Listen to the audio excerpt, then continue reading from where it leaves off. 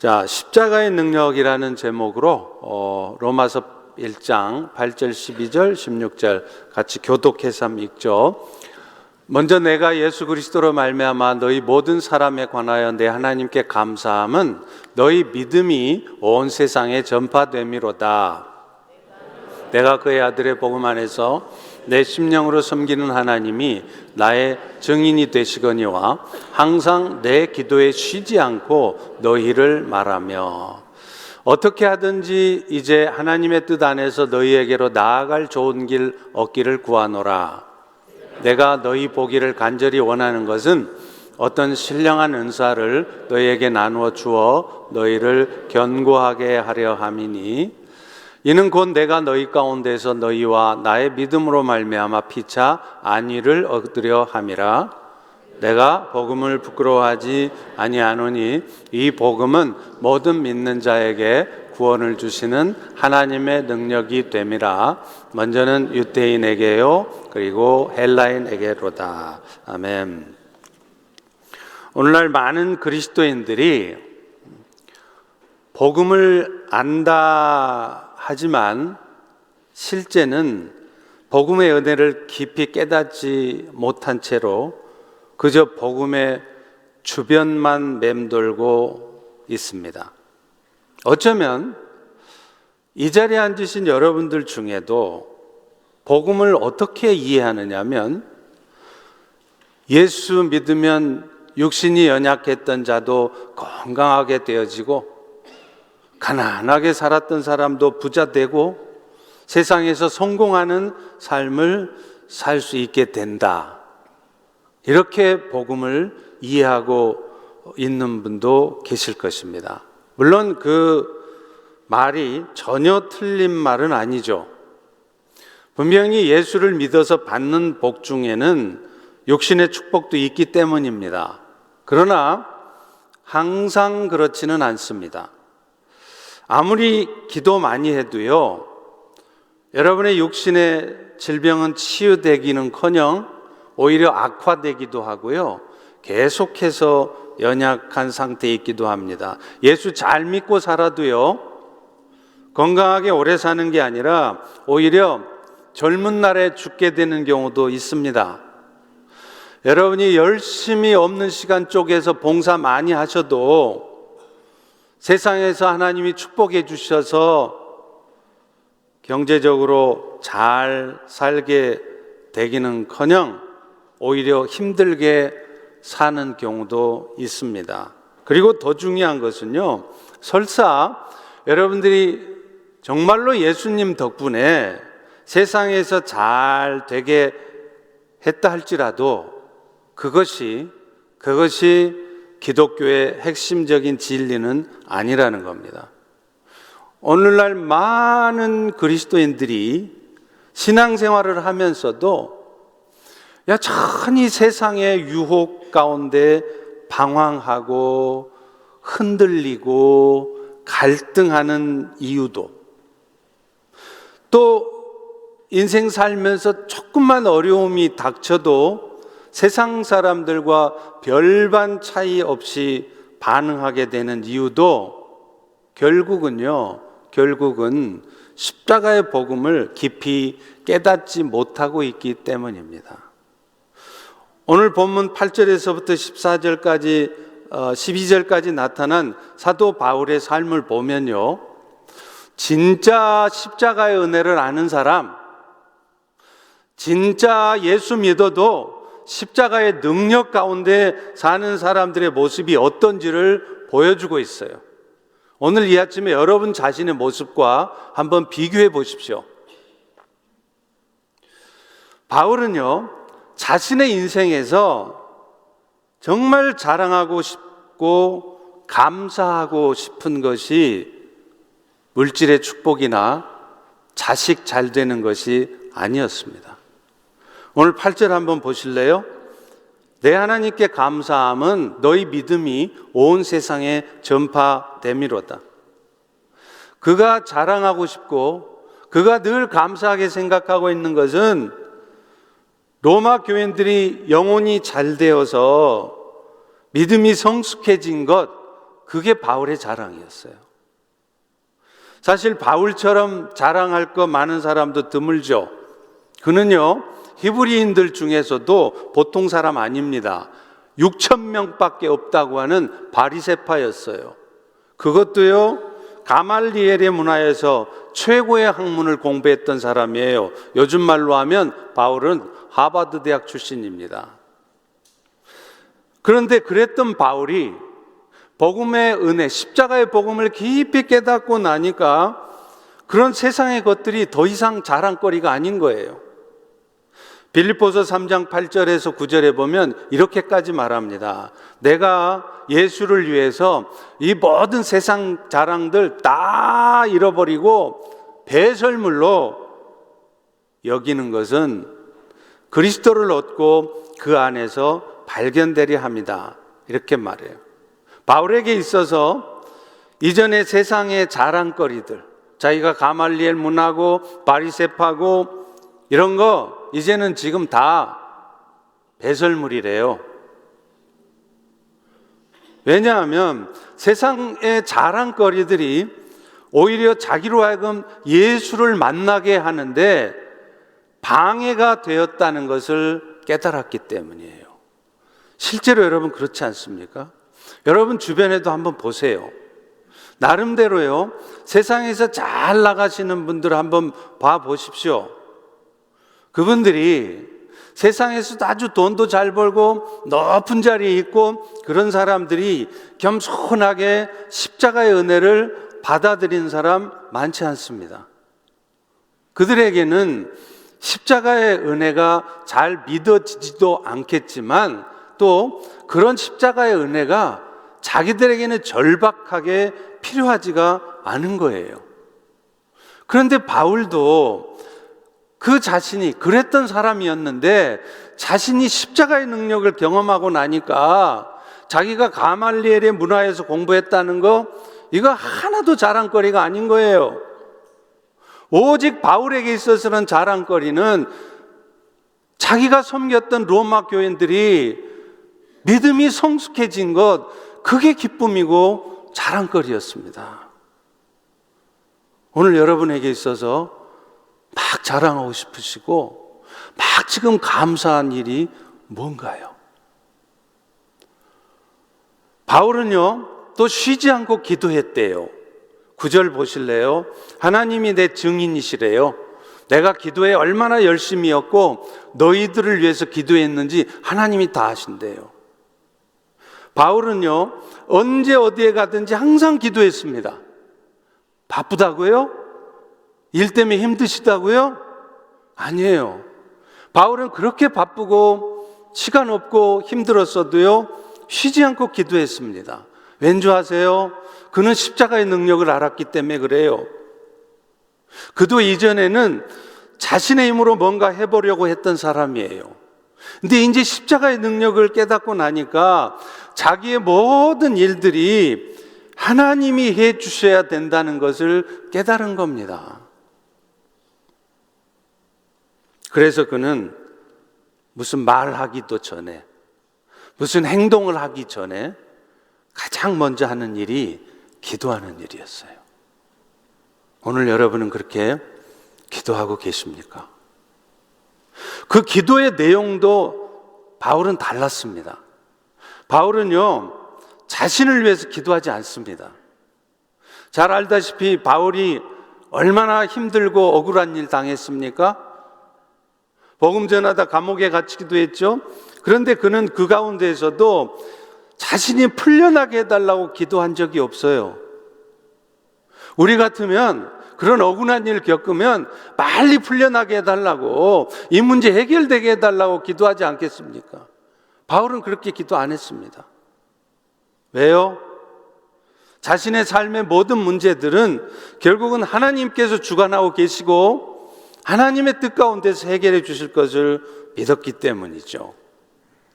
여러분이 너무 잘 아시는 마태복음 6장 33절 말씀, 너희는 먼저 그의 나라와 의를 구해라. 그러면 너희에게 필요한 먹을 것, 마실 것, 입을 것, 삶의 문제 다 해결해 주시겠다는 이 약속의 말씀은 바울은 굳게 믿었기 때문이죠. 바울은요, 또 간절한 마음으로 로마에 가고자 했대요. 그 이유가 뭐냐면요, 당시에 로마 제국의 수도였던 그 로마에 대한 호기심 때문이 아니었어요. 워싱턴에 가면 화이트하우스도 있고 무슨 링컨 기념관도 있다는데 나 한번 구경 한번 가야겠다, 그게 아니었다니까요. 로마에 있는 교인들의 믿음을 견고케 하기 위해서 로마에 가고 싶어 했어요. 10절부터 11, 12절에 그렇게 쓰고 있습니다. 로마에 나아갈 좋은 길 얻기를 구하는데 그들을 간절히 보기 원하는 이유가 뭐냐? 그들을 견고하게 하고 결국은 그들의 믿음으로 말미암아서 내가 위로받고 싶어서 로마에 간다는 거예요.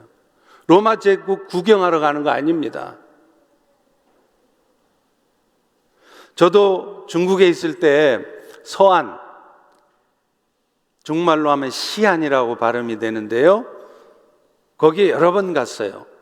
시안은 여러분이 잘 알고 있듯이 세계문화유산으로 지정된 친의 시황릉이 있는 세계적인 관광 명소입니다. 이 진시황릉 하나 때문에 이 서안이라는 도시뿐만 아니라 산시성 전체가 다 먹고 살 수 있을 정도로 그렇게 1년에도 수천만 명의 관광객들이 가는 곳입니다. 그 유명한 관광지인 시안에 제가 4번, 5번 정도를 갔어요.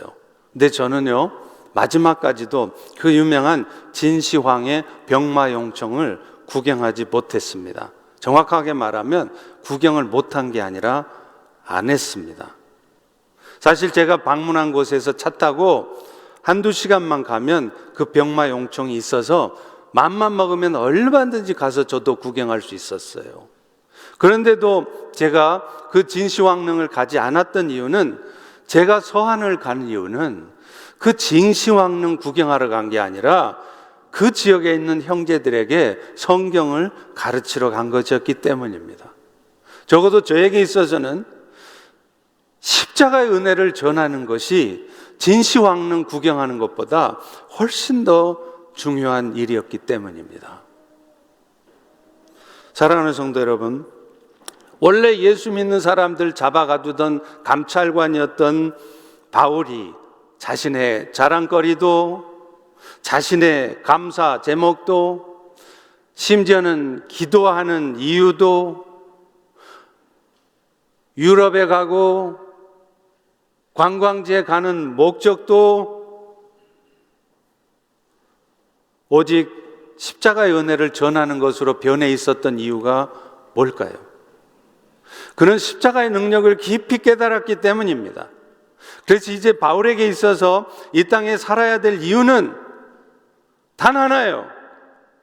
오직 그 십자가의 은혜를 증거하는 일이 자기가 숨쉬고 이 땅에 살아야 되는 유일한 이유였습니다. 사실 바울이 로마서를 쓰고 있는 이유도 그것 때문이었어요.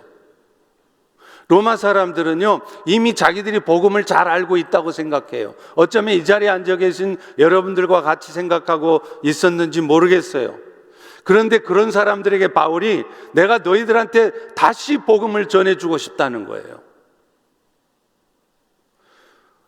오늘 여러분들 중에도 예수는 믿고 있지만 여전히 옛 습관 가운데 살아가고 있거나 남을 위해서 기도하지 않고 심지어는 자기 자신을 위해서조차 여러분이 기도하지 않고 계시다면 여러분은 복음을 다시 들으셔야 됩니다.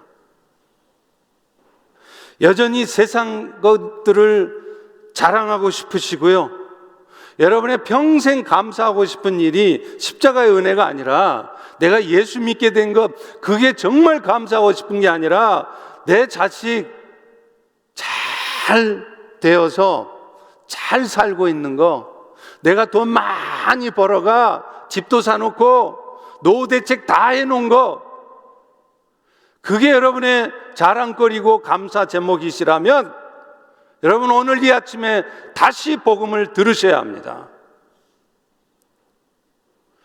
남의 허물을 덮어주기보다는 오히려 그들의 약점을 은근히 드러내면서 비난하고 싶으시다면 여러분은 복음을 다시 들으셔야 합니다.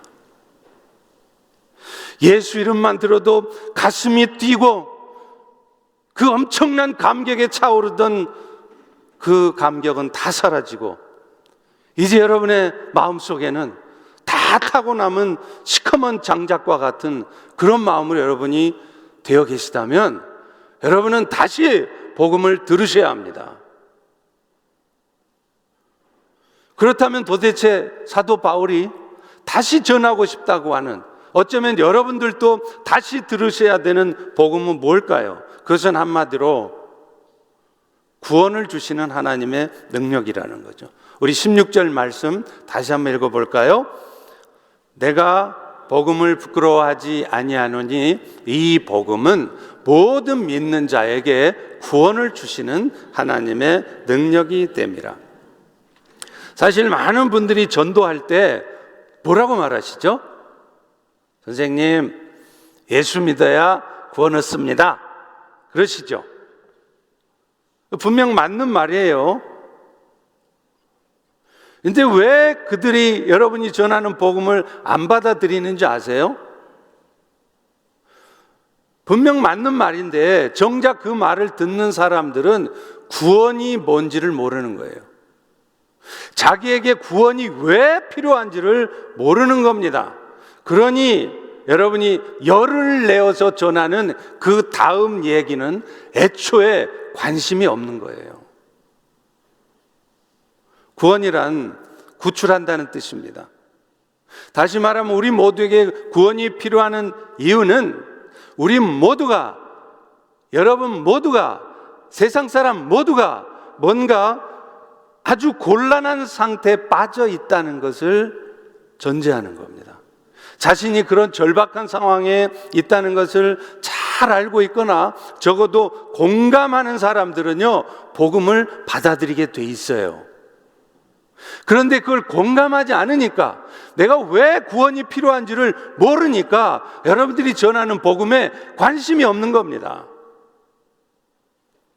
실제로 고든 스미스라는 분이 온전한 회심이라는 책에서 어떤 사람들이 어떤 상황에서 복음을 받아들이는지를 연구했어요. 그랬더니 그 결과 회심을 경험한 사람들의 무려 80% 이상이요, 인생의 전환기 때 복음을 받아들이더라는 거예요. 인생의 전환기라는 게, 터닝 포인트라는 게 뭐냐? 살다 보면 내 인생의 방향이 근본적으로 바뀔 만큼 심각한 위기 상황이나 어려운 일들이 터지는 때, 중요한 인생의 터닝 포인트가 되는 때를 말해요. 예를 들어 볼까요? 본인 자신이 죽을 병에 걸렸거나 사랑하는 가족 중에 심각한 질병에 걸렸을 때입니다. 혹은 직장에서, 잘 다니던 직장에서 갑자기 레이오프 당하거나, 그렇게 잘 되던 비즈니스가 하루아침에 지금 문을 닫게 생긴 위기 상황에 처했을 때입니다.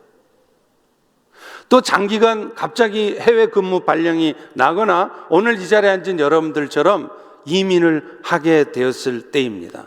그런데 사람들은요, 복음을 안 받아들이더라도 이 터닝 포인트, 이런 때가 되면 복음을 받아들이더라는 거예요. 그래서 그런지요, 이민자들의 50% 이상, 거의 60% 가까이가 복음을 받아들여요. 한국에 살 때는 교회 근처에도 안 가본 사람들이 미국에 이민 오니까 교회를 가더란 말이에요. 이유가 있는 거예요. 어떤 한계적 상황에 이르러야 사람들은 비로소 구원의 필요성을 느끼고 복음을 받아들이게 된다는 의미입니다. 그런 의미에서 보면 여러분의 사랑하는 자녀들이나 여러분의 형제들, 친구들 중에 지금 인생의 심각한 위기 상황에 처해 있는 분이 있습니까? 그렇다면 여러분은 그런 상황을 보면서 그저 슬퍼하고, 아이고 어쩐디야, 왜 그런 일이 너한테 생겼다냐, 그렇게 걱정한 일만이 아니에요. 어쩌면 하나님께서 그런 상황들을 통해서 그들로 하여금 자신의 한계를 느끼게 하고, 그래서 결국은 이 사업이 망하게 된 상황에 이르러서라도 복음을 받아들이게 하도록 하나님이 하신 일일 수도 있기 때문입니다. 그리고 그런 의미에서 보자면 꼭 인생의 전환기적 상황에 처하지는 않았을지라도 우리 모두가 이미 충분히 고통스러운 상황에 처해 있다는 사실을 아는 것은 정말로 중요해요. 적어도 우리로 하여금 우리가 이 받은 구원에 대해서 더 감사할 수 있기 때문입니다. 심지어는 앞서 말했던 바울과 같은 삶을 살 수 있기 때문이에요. 오늘 여러분이 십자가의 복음에 대해서 별로 감사한 마음도 없고 바울처럼 살지도 않고 살고 싶지도 않다면 여러분은 지금 여러분이 얼마나 절박한, 얼마나 한계적인 상황에 이미 처해 있는지를 잘 모르기 때문에 그런다는 거예요. 사실 하나님을 떠나 있는 사람들은 모두가 다 고통스러운 상황에 이미 처해 있습니다. 다만 사람들은 그걸 눈치를 못 채요. 자기가 지금 잘 살고 있는 줄 알아요. 행복한 줄 알아요. 성경에서는 이것을 죽음이라고 표현합니다. 오늘날 사람들은 지금 다 죽어가고 있어요. 자기가 죽음을 향해 가고 있다는 거, 아니 이미 죽어 있다는 것을 모르고 살아요. 성경에서는 인간들이 왜 죽어야 하느냐면 바로 죄 때문이라고 선언합니다. 죄라는 게 사람 죽이고 간음하는 것만이 아니에요. 그러니 나는 죄인이 아닌 거죠. 근데 죄가 뭐냐면요, 근본적으로 우주를 창조하시고 여러분을 만드신 하나님을 몰라보고 그 하나님을 떠나 사는 거예요. 그 죄 때문에 모든 인간들에게 죽음, 사망이 임해 있는 것입니다. 오늘날 현대의학도 존스 홉킨스의 박사도 인간은 왜 죽어야 되는지 그 이유를 밝히지 못합니다. 그런데 성경은 너무나 분명하게 왜 인간이 죽는지 그 이유를 분명히 말합니다. 죄 때문이라는 거예요. 그런데 이 죽음은 단지 육체적인 죽음만을 의미하지 않아요. 사실 이 육체적인 죽음은 영적인 죽음을 전제로 하는 겁니다. 에베소서 2장 1절에 보면 여러분의 이전 모습을 뭐라고 쓰고 있냐면요, 허물과 죄로 죽었던 너희, 이렇게 말하죠. 여기서 말하는 죽음이 바로 영적 죽음이에요. 육체적 죽음이 아니에요. 하나님이 흙으로 사람을 지으시고 맨 나중에 생기를 불어넣어 주셨잖아요. 이게 하나님의 생명입니다. 그런데 안타깝게도 오늘날 인간들은 그 하나님의 생명을 잃어버렸어요. 그 하나님의 생명을 세상 사람들이 잃어버린 증거가 뭔지 아세요? 그들은 하나님을 몰라봐요. 하나님을 인정하지 않습니다. 왜요? 영적으로는 죽어 있기 때문에 그래요. 육체적으로는 살아있지만 영은 죽어 있어요.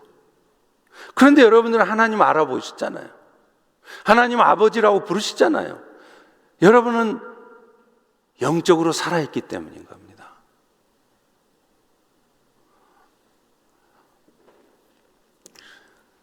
영적 죽음에 빠지면 하나님과 단절된 삶을 살죠. 그러니 결국은 하나님과 단절된 사람들은 이 세상을 한계적인 자신의 능력과 지혜를 가지고 살아가야 돼요. 그러니 세상 사람들이 살면서 맨날 염려하고 두려워하고 불안 속에 사는 것입니다. 오늘 또 세상 사람들이 왜 세상 사는 게 힘들다 그러겠어요? 늘 염려와 두려움 속에 살아가는 이유가 뭐겠어요? 하나님과 단절돼서 사니까 그래요. 자기 실력으로, 자기 노력으로 인생을 살아내야 되니 늘 인생이 두려운 겁니다. 걱정스러운 겁니다. 한치 앞을 내다보지 못하잖아요. 교통사고 환자들한테 찾아가서 물어보세요. ER에 입원해 있는, 응급실에 입원해 있는 환자들한테 물어봐서 선생님 너무 죄송한데 선생님은 교통사고 나기 전에 1분 전에라도 교통사고 날 줄 알았습니까? 물어보세요. 아무도 몰랐다고 그래요.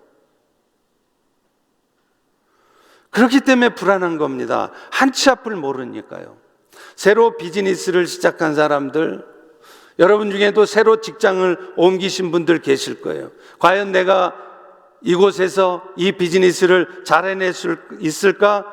염려스럽죠. 그런데 이런 걱정은요, 상황이 좀 좋아진다고 사라지는 것도 아니더라고요. 처음에는 일이 잘 될까 걱정을 했다가도 막상 일이 잘 되고 나면 그때는 이제 걱정 안 해도 되잖아요? 그런데 일이 잘 돼도 또 걱정을 해요. 왜요? 지금은 잘 되는데 이게 또 언제 잘못될지 모르는 거예요. 걱정을 미리 사서 하는 거예요. 또 어떤 분들은요, 지금 이 정도도 만족 못 해요.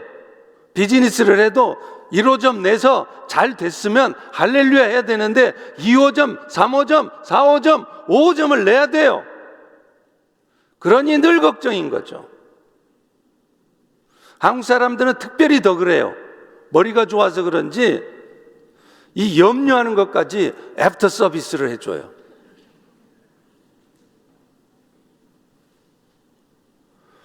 두 번째는요, 그렇게 세상 걱정하며 살다가 결국엔 어느 순간 죽습니다. 암에 걸려 죽든지, 사고 나서 죽든지, 늙어 죽든지 다 죽어요. 로마서 6장 23절 죄의 싹은 사망이라는 말씀처럼 모든 인간들은 다 죽음에 처하게 되어 있기 때문입니다. 죽음이란 여러분이 원하든 원하지 않든, 심지어는 여러분이 생각지도 못한 순간에 찾아옵니다. 여러분이 아직 40대, 50대, 30대, 20대 젊으시다고요? 자신하지 마십시오. 여러분도 언제 죽을지 모릅니다. 그래서 죽음이 두려운 거죠. 앞서 말했던 진시 황제도 500년 동안 7나라가 분열했던 춘추시대를 통일한 왕입니다. 얼마나 용맹스러운 왕이에요? 그런데 그 용맹스러운 진시 황제도 항상 죽음에 대한 두려움이 있었어요. 그래서 동쪽 끝 나라까지 늙지 않는 불로초를 구하도록 사람을 보냈잖아요.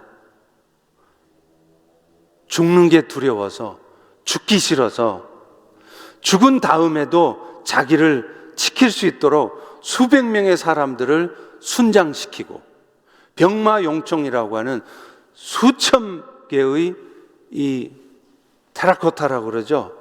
이 군사 그 인형 같은 걸 만들어서 매장시켰잖아요. 오늘날 우리의 삶에 가장 두려운 것도 아마 죽음일 것 같습니다. 사실 여러분이 하루도 빼지 않고 운동하시는 이유가 뭡니까? 물론 사는 날까지는 건강하게 살기 위해서 운동을 하기도 해야 되겠죠. 그런데요, 엄밀하게 말하면 그 내면에는 죽음에 대한 공포가 숨겨져 있습니다. 말은 그렇게 안 하는데 사실은 빨리 죽기 싫은 겁니다. 그러다 보니 우리의 삶의 상당 부분이요, 죽음 가지고 장난치는 사탄에게 종노릇하며 살아가는 부분이 의외로 많아요. 주의 나라를 위해서는 나의 물질 드리는 것을 그렇게 인색하게 합니다. 1불 2불도 아까워해요. 그러면서도 자신의 건강을 지키고 또 치료하는 데는 치료비가 얼마나 들어도 과감하게 씁니다. 또 하나님의 나라를 위해서 잘 섬기고 있다가도요, 건강에 조금만 위기가 오잖아요. 그럼 하루아침에 다 그만둬 버려요. 내가 지금 이런 상태인데 지금 내가 목자하고 있겠어? 내가 지금 이런 상황인데 내가 교회 섬길 상황이냐고. 면역력이 심각하게 떨어졌는데 교회 나와서 예배 드리면 되겠냐고. 몸이 좀 아프다고 하면 우리는 모든 일에 다 엑스큐스가 돼요. 오이코스도 빠져도 되고요, 심지어는 주일 예배도 빠져도 돼요. 왜 빠지셨습니까? 몸이 좀 아파서요. 여기 나와서 예배 드린다고 죽습니까? 그런데 우리는 그런 일에 너무 익스큐스를 많이 하는 거예요. 우리 마음속에 그 죽음에 대한 공포가 우리의 삶을 그렇게 붙들고 있기 때문에 그런 것입니다. 그런데 안타까운 것은요, 육체적인 죽음으로 인생이 끝나는 것도 아니라는 거예요. 육신적인 죽음 후에는 더 고통스러운 지옥 형벌이 기다리고 있습니다. 아이러니하게도 사람들은요, 육체적인 죽음에 대해서는 두려워하면서도 그 육체적인 죽음하고는 비교도 안 되게 무서워해야 되고 두려워해야 될 지옥 형벌에 대해서는 하나도 무서워하지 않는다는 거예요. 더 정확하게 말하면 그 지옥 형벌에 대해서 인정하지 않는 거예요. 동화 속 이야기로 치부하죠. 그런데 성경은 분명하게 선언합니다. 계시록 20장 13절부터 15절에 보면요, 각 사람이 자기 행위대로 심판받고 사망과 무도 불못에 던져지리니 이것이 둘째 사망 곧 불못이라. 얼마나 고통스러웠으면 영원히 죽지도 않고 그 고통을 당해야 되기에 그것을 영원한 죽음이라고 표현을 하겠습니까? 제가 한국에서 섬기던 교회 권사님의 동생도 그런 경험을 했어요. 그 동생도 신앙생활을 했습니다. 그런데요, 그렇게 열심히 안 해요. 주일 예배조차 그저 시간 나면 드리고 개인적인 일 생기면 쉽게 빠지는 그야말로 썬데이 크리스찬이었습니다. 그랬던 그가 어느 날 갑자기 이유도 없이 심장마비로 죽어버렸어요. 그런데 놀랍게 의사가 분명히 사망 선언을 했는데 4시간 만에 다시 살아났습니다. 더 놀라운 것은 그 권사님 동생이 4시간 동안 죽어 있는 동안 천국과 지옥을 갔다 온 것이에요. 마치 바울이 그랬던 것처럼요. 그때부터 이분의 신앙생활은 완전히 달라졌습니다. 왜냐하면 긴가민가 했던 천국과 지옥이 있다는 것을 확실히 깨달았기 때문입니다. 사랑하는 성도 여러분, 이렇게 영적인 죽음과 육체적인 죽음, 그리고 영원한 죽음에 빠질 수밖에 없는 것, 그것이 여러분들의 이전의 모습이었고 지금도 하나님을 떠나서 살아가는 여러분의 사랑하는 아들들, 딸들, 여러분의 부모들, 사랑하는 친구들의 모습입니다. 그런데 십자가를 통한 구원이라는 것은 결국 이 3가지 죽음으로부터 벗어나는 것을 의미한다는 거예요. 사실 오늘날 하나님의 자녀가 된 여러분들은 더 이상 세상 사람들처럼 삶의 문제에 대해서 염려하며 근심하며 살아가지 않아도 돼요. 왜 그런 줄 아세요? 여러분들은 그 십자가의 은혜를 입어서 하나님의 생명을 다시 찾은 분들이기 때문에 그렇습니다. 영적 생명을 다시 회복했기 때문에 여러분들은 더 이상 여러분 스스로의 힘으로 살아가지 않아도 돼요. 하나님과의 교통을 통해서 하나님이 시시때때로 공급해주는 하나님의 능력으로, 하나님의 지혜로 살아갈 수 있기 때문입니다. 하나님은 여러분들에게 이런 예배 시간에도 선포되는 말씀을 통해 기도하는 가운데 찬양의 가사 속에서 하나님이 내 인생을 왜 이렇게 이끌어 가시는지 그 하나님의 뜻을 깨닫게 돼요. 그리고 이 인생의 위기 속에서 내가 어떻게 대처해야 될지, 어떻게 살아가야 될지 답을 얻습니다. 그것이 십자가의 능력이고 십자가의 은혜인 것이죠. 순간순간 하나님의 뜻에 합당한 삶을 살기에 필요한 지혜를 주시기도 하고요. 그래서 결국은 여러분들을 통해서 하나님이 영광 받으실 일들이 이루어지게 하시는 거예요. 그렇게 사실은 오늘도 그분께 나의 삶을 온전히 맡기고 그분의 도우심 가운데 살아간다면 오늘 여러분은 그렇게 심각하게 염려하며 살 필요가 없습니다. 그리고 그렇게 살다 보면 여러분을 통해서도 과연 십자가의 능력이 나타나게 하십니다. 안타깝게도 오늘날 그리스도인들은 그렇게 십자가의 능력을 나타내기는커녕 때로는 십자가의 은혜를 입지 않은 세상 사람들보다도 더 염려하고 더 불평하면서 그렇게 살아가요. 이유는 한 가지입니다. 머리가 나빠서가 아니에요. 오늘도 나의 삶을 신실하게 이끌어 가시는 그 하나님을 신뢰하지 못하기 때문이에요. 쉽게 말하면요, 믿음이 없어서 그래요.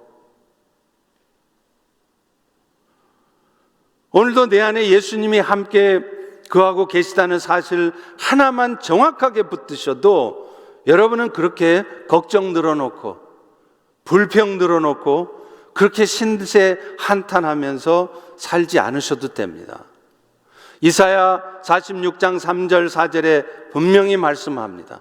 태에서 남으로부터 내게 업힌 너희여, 너희가 백발이 될 때까지 내가 너희를 품을 것이라.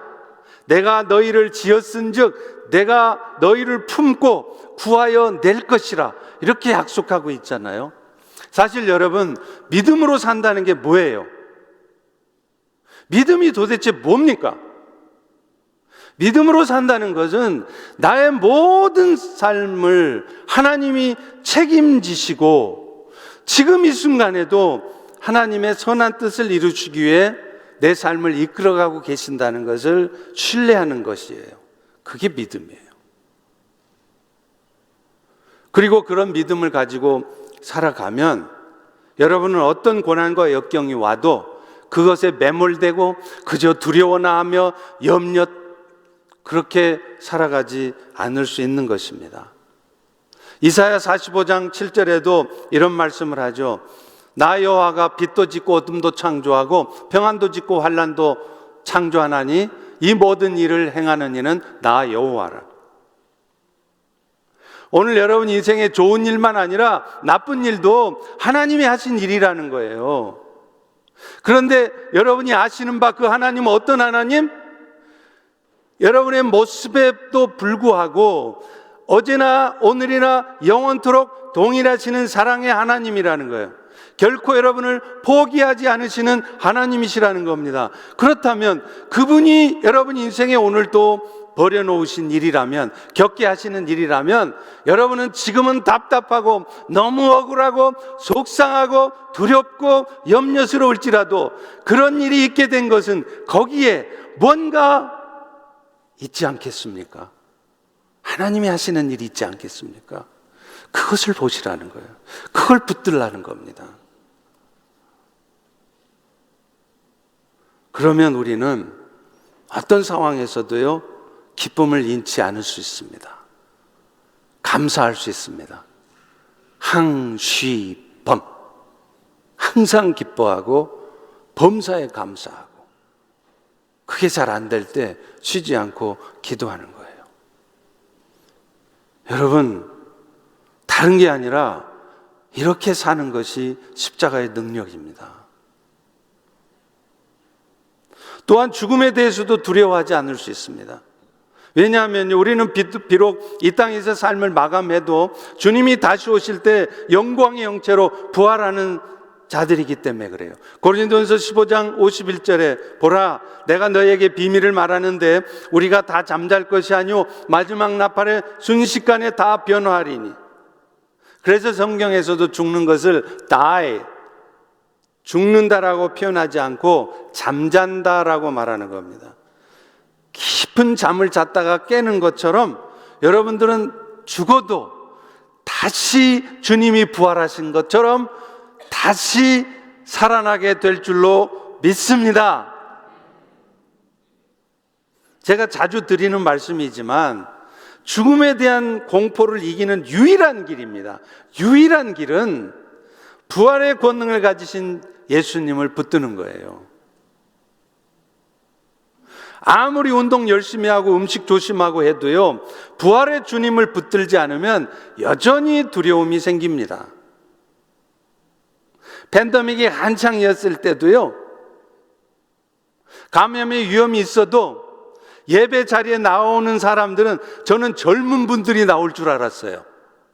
근데 오히려 일부 예배 주로 드리시는 어르신들이 오히려 죽음을 두려워하지 않고 더 면역력이 떨어져 있는 어르신들이 예배 드리러 나오시더라고요. 근데 쌩쌩하고 젊은 사람들은 안 나와요.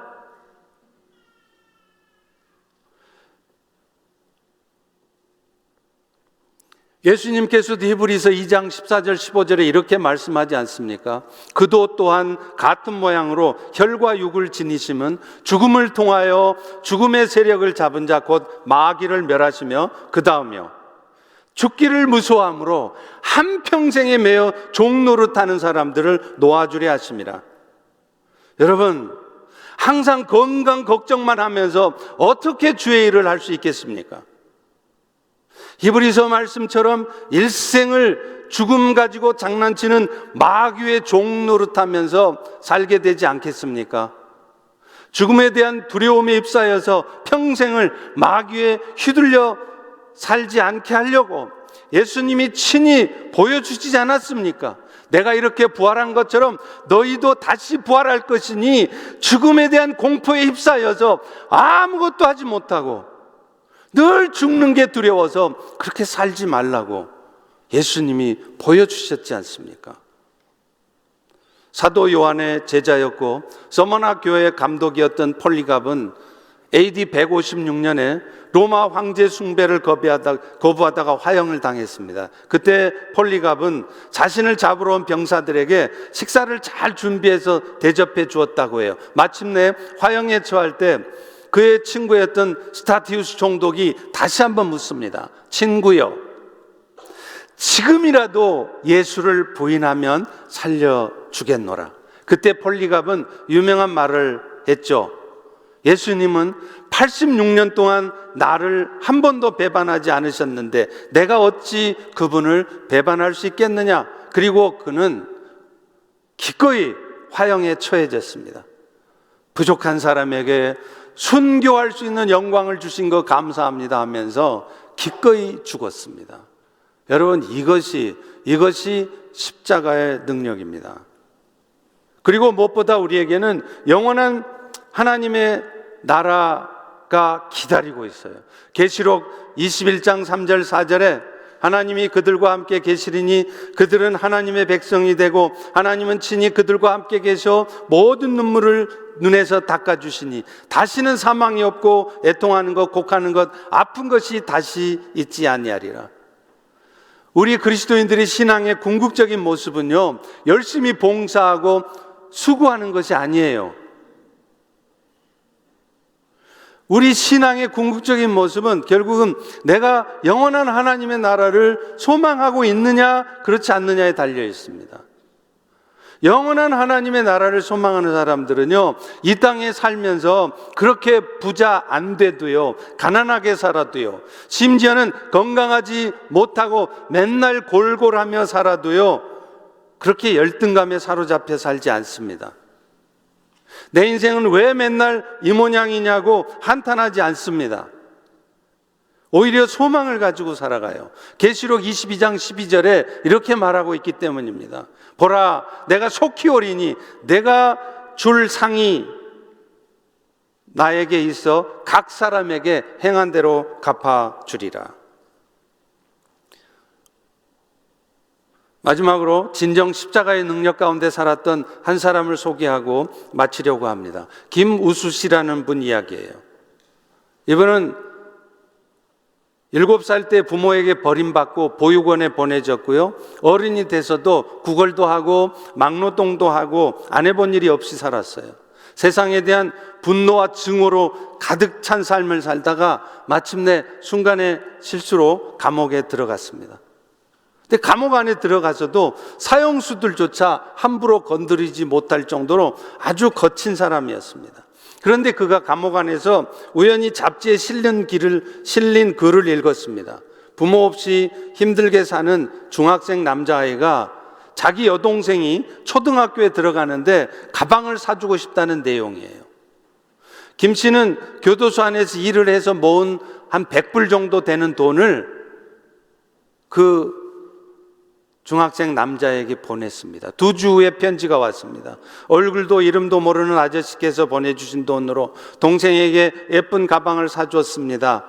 동생이 얼마나 좋아하든지 학교에서 돌아와서도 가방을 내려놓지 않았습니다. 저녁 먹으면서도 가방을 메고 먹었고 잠을 자는데도 가방을 메고 잤습니다. 내 동생을 웃게 해준 아저씨 고맙습니다. 고맙습니다. 고맙습니다. 이 편지를 읽고 김 씨는 통곡을 하면서 울었대요. 나에게도 고맙다고 말을 해주는 사람이 있구나. 그때부터 이 김 씨는 가난하고 소외된 어린이들을 도울 수 있는 삶을 살자고 다짐합니다. 그리고 그게 계기가 돼서 신앙생활도 시작했습니다. 출감한 후에 중국집에서 배달을 하면서 한 달에 700불을 벌었대요. 그 적은 월급 갖고도 월 20불에서 30불씩 아이들을 후원하기 시작했습니다. 처음에는 3명 아이를 돕기 시작하고 매년 1명씩 늘렸어요. 고단한 하루 일과가 끝나고 창문도 없는 조그만 그 고시원 방에 들어서면 그 환한 얼굴을 한 아이들이 사진 속에서 그를 반겼습니다. 그가 후원하던 아이들이었습니다. 그런데 그랬던 그가 배달을 하다가 교통사고가 나서 안타깝게도 이틀 만에 죽었습니다. 마지막까지 그의 후원을 받았던 민지라는 아이가 그 김 씨의 영전에 글을 남겼습니다. 이젠 저도 아저씨를 본받아 남을 열심히 도우면서 살게요. 하늘나라에서 행복하게 사세요. 사랑하는 성도 여러분, 진짜 십자가의 은혜를 깊이 깨닫는 사람은 현실의 삶에 불평하지 않습니다. 주신 것에 만족하고 작은 일에 기뻐합니다. 없는 형편이어도요, 몸이 힘들어도요, 건강하지 않아도요, 그걸 핑계대지 않습니다. 남을 섬기는 삶을 삽니다. 절망할 수밖에 없는 상황에서도 감사와 기쁨을 놓치지 않습니다. 오늘도 하나님께서 내 삶을 책임지고 계심을 믿기에 기꺼이 손해도 봐주고요, 마음에 상처될 만한 말도 기꺼이 들어주면서 오히려 그런 상황을 통해 그리스도의 사랑을 증거합니다. 눈에 보여지는 것들에 현혹되지 마시고 오늘 또 여전히 여러분 안에 사시는 예수님께만 시각 고정을 하실 때 여러분의 삶에도 십자가의 능력이 나타나기를 축원합니다. 기도합니다. 하나님, 오늘 또 십자가의 능력에 대해서 전하게 해주시니 감사합니다. 저를 포함해서 이 자리에 앉은 우리 모두가 참으로 부끄럽습니다. 바울의 모습을 보며 김우수 씨의 모습을 보며 너무나 부끄럽습니다. 하나님, 현실을 탓하지 않게 하시고 건강을 탓하지 않게 도와주시고 오직 십자가의 은혜를 붙들며 십자가의 능력을 나타내는 저희 모두가 되게 도와주시옵소서. 예수님의 이름으로 기도합니다. 아멘.